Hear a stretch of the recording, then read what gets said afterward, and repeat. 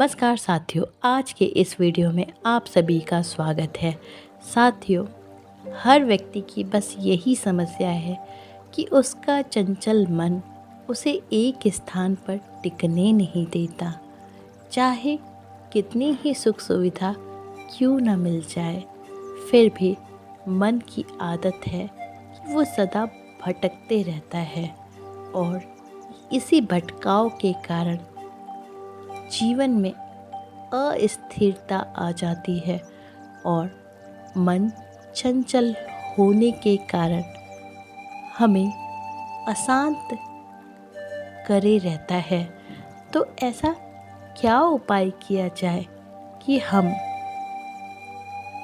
एक संतुलित जीवन को धारण कर सकें, कि हम इस जीवन को सरल बना सकें, कि हम अपने मन का उपयोग अपनी शांति के लिए करें।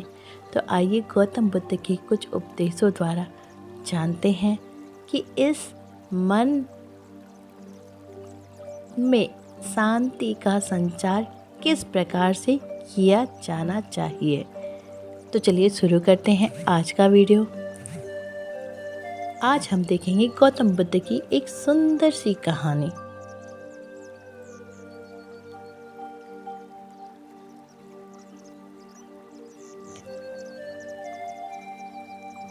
एक बार एक लड़का गौतम बुद्ध के पास जाकर कहता है कि मेरे जीवन में बहुत अशांति है, कृपा करके आप मेरा मार्गदर्शन करिए जिससे कि मैं इस अशांति से छुटकारा पा सकूं। गौतम बुद्ध ने लड़के से पूछा कि बताओ वत्स, तुम्हारे जीवन में अशांति का कारण क्या है। लड़के ने उत्तर दिया कि अत्यधिक विचारों के कारण मेरे भीतर बहुत सारे विचार आते हैं जिससे मेरा मन अशांत रहता है। बुद्ध मुस्कुराते हुए कहते हैं, ऊपर आकाश की ओर देखो और बताओ कि तुम्हें सूर्य दिख रहा है। लड़का ऊपर देखता है और कहता है, धूप दिख रहा है। बुद्ध उससे पूछते हैं कि अगर तुम लगातार धूप में खड़े रहोगे तब क्या होगा। वो कहता है, मुझे अत्यधिक गर्मी लगेगी और शरीर में बेचैनी होगी। बुद्ध लड़के से कहते हैं कि अगर तुम धूप में खड़े रहने से तुम्हें गर्मी लगती है तो इसमें दोष किसका है। बुद्ध लड़के से कहते हैं कि अगर धूप में खड़े रहने से तुम्हें गर्मी लगती है तो इसमें दोष किसका है, सूर्य के ताप का या तुम्हारा। लड़का कुछ सोचने के बाद कहता है, इसका जवाब आप ही बताइए। बुद्ध कहते हैं, सूर्य का काम है ताप देना और ताप का काम है गर्मी लगना। ऐसे में तो दोष तुम्हारा ही है कि तुम धूप में जाकर खड़े हुए जिससे कि तुम्हें गर्मी लगी।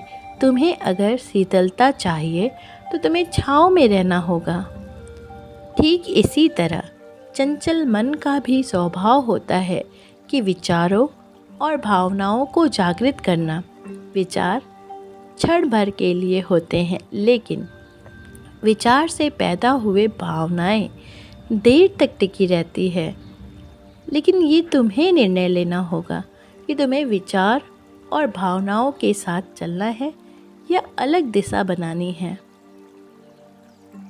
बुद्ध कहते हैं कि मन को शांत करने के लिए तन के आयाम पर काम करना सबसे आसान तरीका है।